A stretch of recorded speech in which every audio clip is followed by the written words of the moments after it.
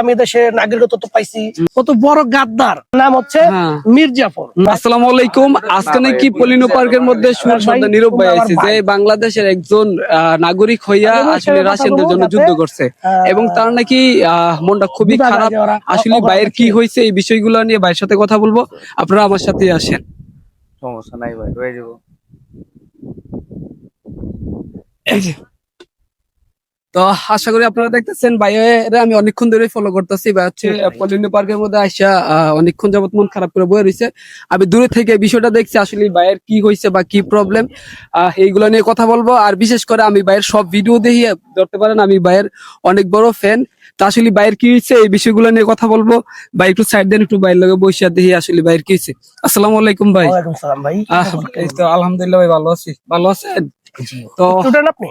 হ্যাঁ, আমি ইউফো তে পড়ি আর কি, ওই স্টুডেন্ট। আমি দেখলাম আপনি অনেকক্ষণ যাবত এনে বই রয়েছেন, মন খারাপ নিয়ে হয়তো বা কোনো বিষয় নিয়ে ভাবতেছেন আর কি। তো ভাবলাম যে আসলে আপনার সাথে একটু কথা বলি যে আসলে আপনার কি হয়েছে।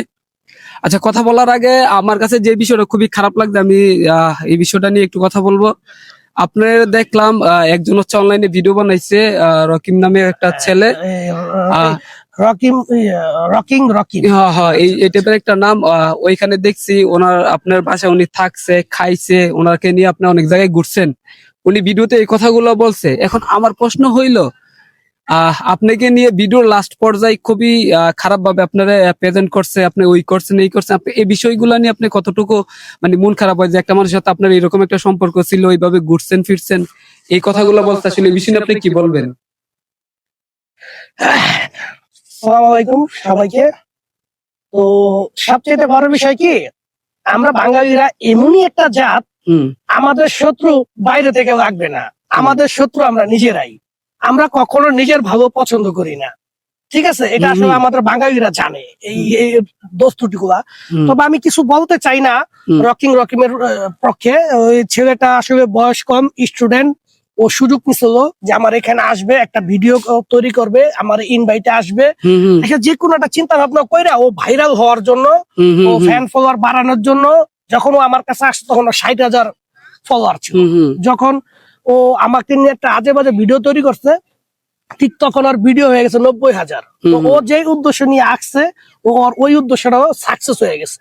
এবার আসেন দ্বিতীয় কথা, যে আমি খুব কষ্ট পাইছি এই কারণে যে আমি একজন বাঙালি। তো সেই বাঙালি হিসেবে আমি আর কি চাই যে, যেহেতু আমি দেশের নাগরিকত্ব তো পাইছি, আমি সেনাবাহিনী থেকে আসছি, আমার একটা মোটামুটি সম্মান আছে, শ্রদ্ধা আছে, এই জিনিসটা যাতে বাঙালিরা কাজে খাটাতে পারে।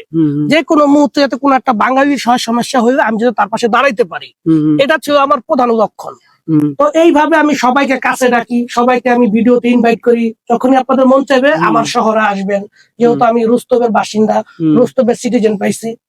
তো সেই ক্ষেত্রে আমার সাথে ফেসবুক থেকে আমার একজন পরিচিত ছিল, যে রকিং।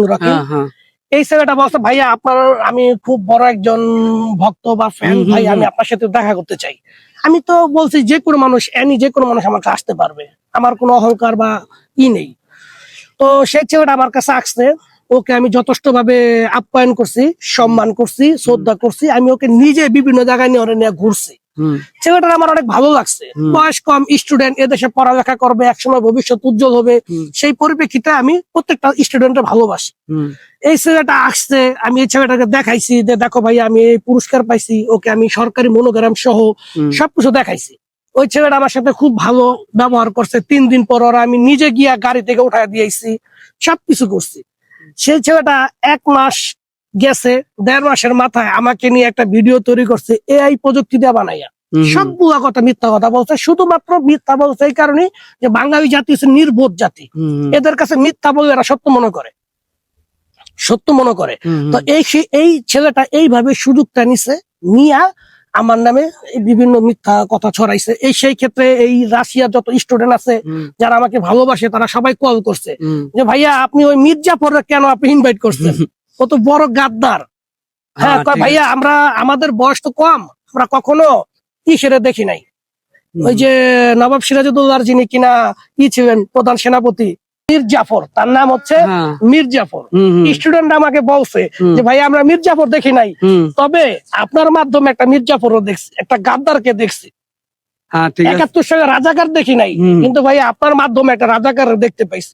আমি বললাম কই ভাই এটা রাজাকার? কয় ভাই সেই রকিম যিনি কিনা আপনারটা খাইছে, আপনারটা পড়ছে, আপনি আপ্যায়ন করছেন। হুম, হুম। আবার সেই মীর জাফর বলে যে সোহেল ভাই 5 ওয়াক্ত নামাজি, হুম, হুম। ধার্মিক, বন্ধু সুলভপূর্ণ, আপ্যায়নকারী। হ্যাঁ, তো এতগুলা মানুষ যদি এই সমস্ত কিছুর অধিকারী হয়, হুম, হুম। তাহলে সে মানুষটা খারাপ হয় কিভাবে? সে মানুষটা মৃত্যু হয় কিভাবে? আমার প্রশ্ন তো এই জায়গার মধ্যে এটা কিন্তু বাস্তব, যেমন আপনার লগে একটা কথা এখানে না বললেই নয়, যেমন সোহেল ভাইয়ের সাথে আমাদের সম্পর্ক কিভাবে হয়েছে। আমরা যখন নামাজ পড়তে যাইতাম, উনি মানে এজ এ ছোট ভাই হিসাবে খুবই আগলাই নিত, ডাকতো। মানে একটা বিষয় মানে বলতেই হয়, ধরেন অনেকেই যেমন উনি এই দেশের হয়ে যুদ্ধ করছে, বা উনি মনের আমি জীবন ভিতরে বাজি রাখছি। জীবন বাজি রাখছে, বা ওনার এত ফেসবুকে ফলোয়ার্স, বা বাংলাদেশের মানুষ ওনাকে এত চিনে, বা উনি ধরতে গেলে একজন সেলিব্রিটির মতোই।